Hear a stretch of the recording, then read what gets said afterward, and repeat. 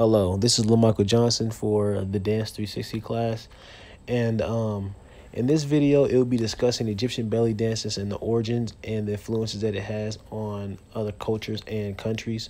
As you can tell, this is a wedding, and if you notice at the gear that the woman has on is jewelry, and it has a transparent dress that you can see through. This was the uniform in the typical setting for Egyptian dances, and if you notice, the men in the back are playing instruments. This is how it will be for the video.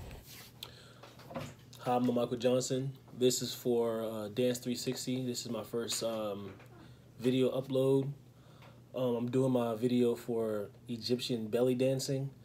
Here's a photo of ancient Egypt for you all who do not know what that looks like. And just to start off, we're talking about belly dancing. It started off in Egypt, but slowly made its way over to Middle Eastern countries, as in like Arabic countries, Afghanistan, India, places like that. A lot of those places slowly took on belly dancing. And then starting off where belly dancing originated from in Egypt, actually belly dancing was a form of ceremonial and burial techniques. Most of the women that were in the Egyptian paintings and stuff like that were actually nude. Here's a photo of the ancient Egyptian paintings, and I will later discuss on what they are wearing. And they didn't have that much jewelry on or gaudy like clothing.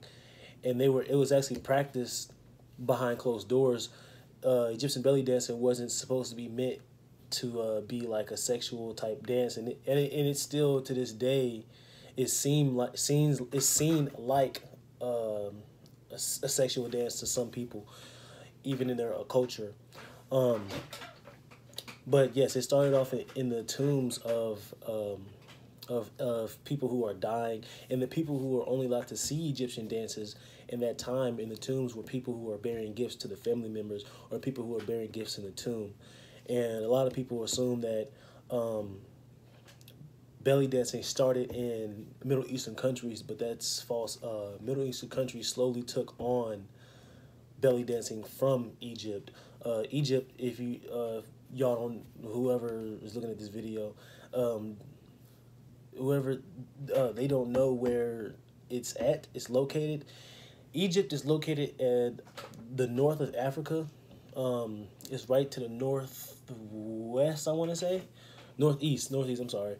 Here's a photo of Africa and where it's located. Had to correct myself. It is located in the northeast section of Africa. And over there, it's close to a lot of Middle Eastern countries, so it's easy for people to mistake Egyptian belly dancing from originating in different countries. Also, another reason to believe that Middle Eastern countries started belly dancing was that it was a group called gypsies that came from Egypt, and what they were belly dancers or performers that were kind of like rebelling against Egypt's strict rules against belly dancing. So they therefore moved to another country and started doing performances there. And then that's where the influence of belly dancing came from these gypsies from Egypt. The essential belly dancing back in ancient times, it's the equivalent of learning like the hula or the haka in other cultures. That's how important that the dance was back in those times for those funerals, ceremonial practices like weddings, festivals, and stuff like that. So it was an essential part of their culture. And people who were allowed to do this, it was honestly it didn't have a social you didn't have to have a social class to do this dance. Anybody could do this dance. But it was specifically women who did the dance. But if you notice, as I noticed in the actual some of the tomb pictures, there were men there, but it was just men doing the instruments like clapping along or doing percussions. And a lot of the instruments that date back to ancient times are hard to be found until newer times when they start incorporating string instruments like the lute and the lyre. Here's an example of what I was discussing. I just wanted to give an example of what they look like to the audience. So, and professional dancers, and during that time, professional dancers were not to be acquainted with actual dancers of the tomb and serious dancers, because that connotation that Egypt has set for professional dancers, it's not ceremonial, and it's more for entertainment, and it's more for like they look at it as sexual. But back in the day, in the ancient times, belly dances was it was sacred domestic practice that's done in homes, inside of homes. Belly dancing was not meant to be done outside of homes for entertainment. All right. And then the costumes that they were wearing back in the day, like I said, it involved like just like a narrow belt around the hips, something, and usually naked, and maybe a little jewelry, maybe a necklace on, but nothing like it is now. Now Egyptian belly dancing is acquired with, they have a wig, preferably with long hair, long earrings, a lot of jewelry, and some of them have a transparent robe that they put on, it's like something with thinner material, so you can see kind of what's under it. And they wear skirts. Here's what the typical dancer would look like, and they had beeswax on their head melting while they danced as well. So it's a little bit more sexualized now, even though in ancient times the dancers were actually partially naked. It's actually seen more sexualized now, but the reason because of that is those belly dancers in ancient times were not supposed to do those practices outside of burials and ceremonies and festivals and stuff like that. If they did that outside of burials, they were seen as, sorry about that, they were seen as like they were seen as like bad people during the time. Like, and what I mean by bad people, I mean by people who didn't follow the social standards during the time. And then another thing is the practices, they were done in domestic homes, not done in the streets for professionals, like not professionally done in the streets for people to see or for money. Like that dance was sacred.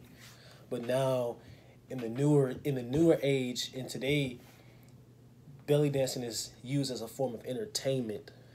And you see that with a lot of dances that go on now.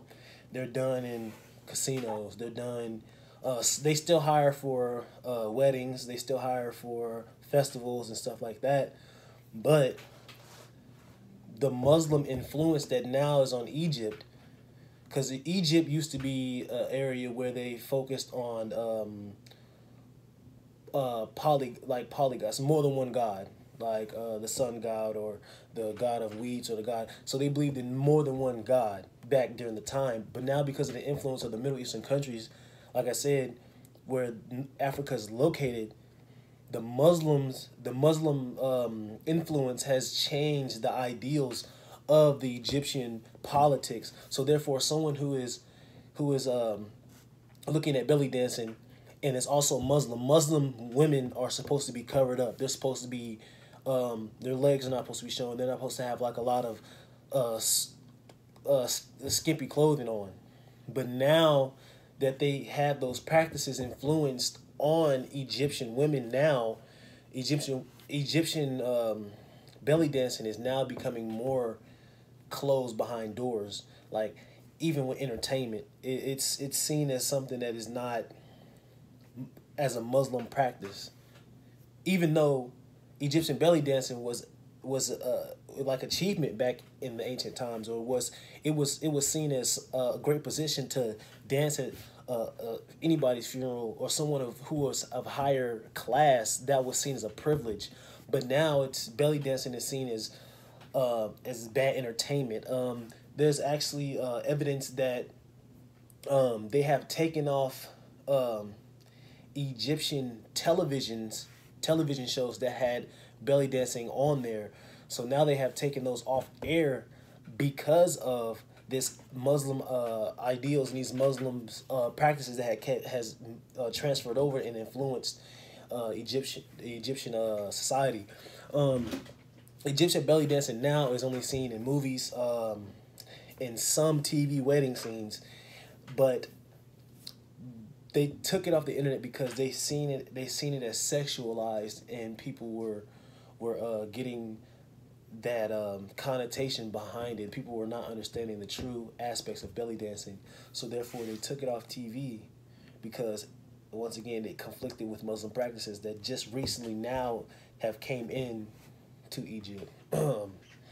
So with belly dancing now, overall belly dancing is spread across the U.S., across the country, all types of countries. Belly dancing is used as it can be used for competition, and a lot of it, belly dancing is used now for exercise. So beyond the point of just doing it for festivals or for family or for anything like that, now it's for actually getting a workout in, or going to the gym or going to a yoga place and doing Egyptian belly dancing to help show women empowerment as well. And the reason why I say women empowerment and belly dancing connotation is because a lot of the clothing requires you to have your body showing, or requires you to have certain areas of your body exposed. And as a woman that is not comfortable in their body to go out and do belly dancing, is to show that you are empowering yourself to go out and achieve more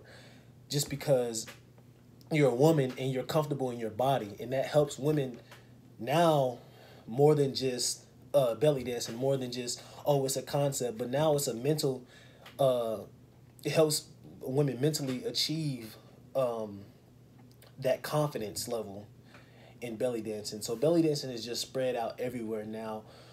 And it's also seen as a form of socialization. So belly dancing can be used of course it can be used to be taught down by family members of people who are still doing Egyptian practices. It still can be used that way. But now in the newer days, it's used as a form of socialization. As in, let's say you're involved in a belly dancing club or a belly dancing class, you socialize, you meet new people, you go, and it helps you connect with other people. And it also helps you understand the culture of Egyptian dancing and the actual meaning behind it. So therefore, someone's just not going to get a workout, or someone wants more than a workout. Someone going to do belly dancing wants to understand where it comes from, where it originates from, and what it means significantly to that specific culture. Here's an example of what I mean by sharing cultures and socializing. Look at the faces and understand that it's people from different areas. Belly dancing, talking about the classes, and we'll move on to the movement. The movement of belly dancing now requires some belly dancing moves requires at least you can get into belly dancing, and it will require no more than a year's training to understand the basic movements, the arm movements, the shoulder movements, and the isolations. And to elaborate a little bit on isolations, what it is, it's moving one part of your body while keeping the rest of your body still. And once that is advanced, a lot of beginner dancers want to learn how to do shimmies, and shimmying is a lot of shaking, a lot of specific body parts shaking of the hips, shaking of the shoulders, and movements like that. And they need at least 2 more years to master these moves because it's that hard. It's a lot of detail of getting into Egyptian dancing. It's not just the arm and the head movement. It's so much more into it. Even facial expressions. There's evidence showing that Egyptian dancers actually put kohl around their eyes to give that exaggeration on moves, that facial exaggeration to show people it could be tragedy, happiness, and it kind of links on to the influence. It kind of links on to Batinantium, which is an influence. It could be an influence from Egypt, like I said, because of the Egyptian influences to other countries. And Egypt, the reason why I say Egypt is a huge influence is because Egypt as a country was one of the first dominant civilizations in history. They were the first dominant civilization. So a lot of practices are actually given to other countries, and it's still to this day making impacts everywhere, impacting everywhere. So other than that, that's pretty much explains and wraps up the background, the movements, and the dancing of ancient Egypt.